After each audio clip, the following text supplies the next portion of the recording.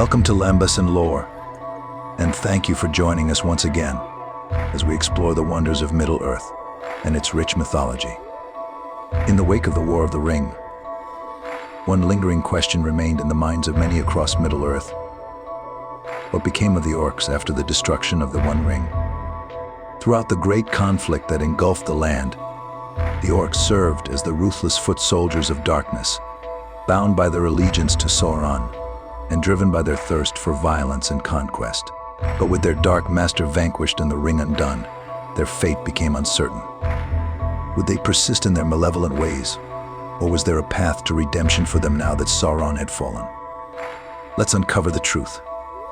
To answer this, we must trace the origins of the Orcs back to the dark days when Melkor, the original Dark Lord, sought to twist and corrupt the elves to serve his own sinister purposes. From the depths of Utumno, his stronghold of malice, the Orcs arose as warped echoes of their elven kin, bred to obey and to spread terror across the world.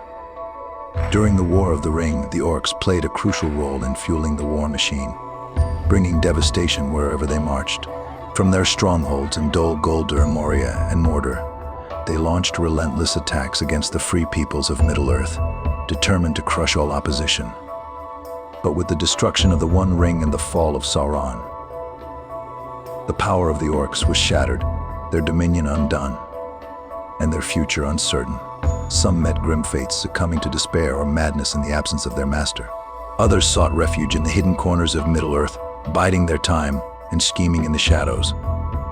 The origins of the Orcs are deeply woven into the rich mythos of Middle-earth, shaped by the ambitions and envy of Melkor. According to Tolkien's legendarium, the Valar, the mighty powers of the world, shaped Middle-earth under the guidance of Eru, Ilúvatar, the supreme deity. Among them was Sauron, the huntsman of the Valar, who first discovered the elves awakening beneath the stars at Cuvinin. Yet even in those early days, darkness loomed in Melkor's heart. The mightiest of the Aenir and Eru's most gifted lieutenant, he was consumed by jealousy and a lust for control.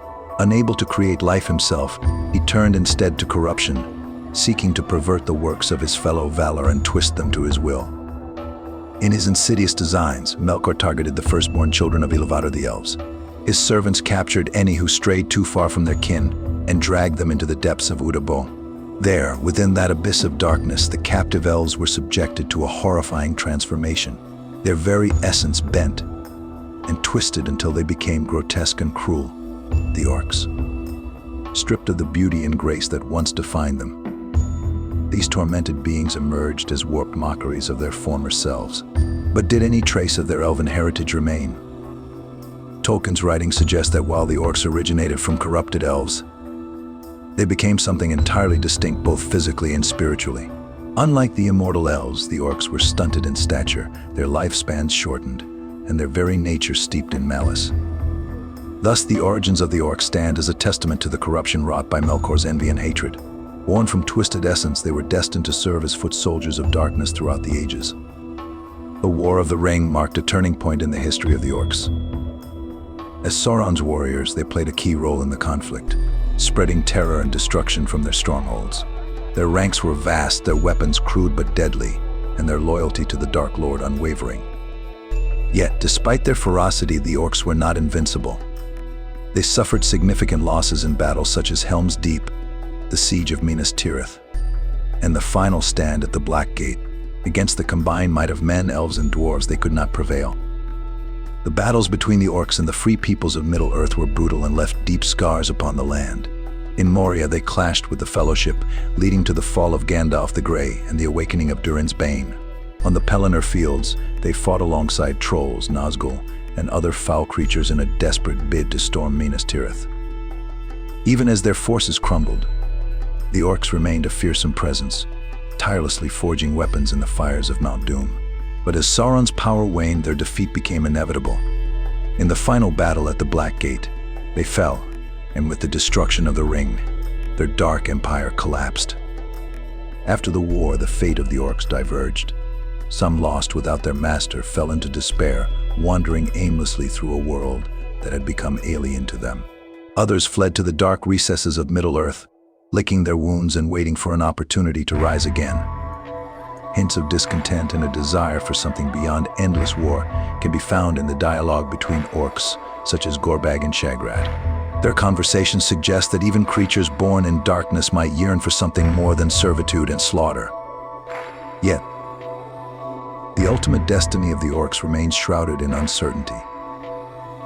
Did they fade into obscurity, or did some continue to threaten the peace of Middle-earth? While Tolkien's works do not provide a definitive answer, he leaves room for speculation. Perhaps some found a path to redemption, while others remained bound to darkness, perpetuating the cycle of violence. In his letters, Tolkien contemplated the nature of the orcs, questioning whether they were irredeemably evil or if even they could find a place in the world shaped by Eru Ilúvatar. He suggested that while they were deeply corrupted, they were not beyond redemption. Yet, in his later writings, he seemed to lean toward the idea of their eventual extinction.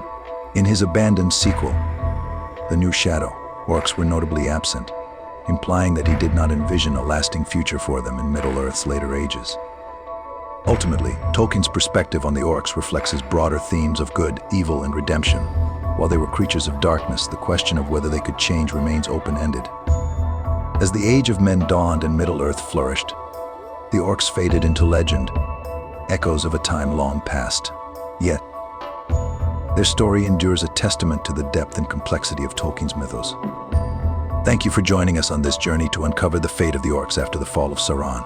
If you found this exploration thought-provoking, we invite you to support us by liking and sharing this article with fellow travelers. Stay with us as we continue to delve into the mysteries of Middle-earth. From the Maiar and Istari to the Balrogs and beyond, your curiosity drives our quest, and we look forward to our next adventure together on Lembas and Lore. Until then, may the winds of Middle-earth guide your steps, and may the light of Erendil shine upon your path.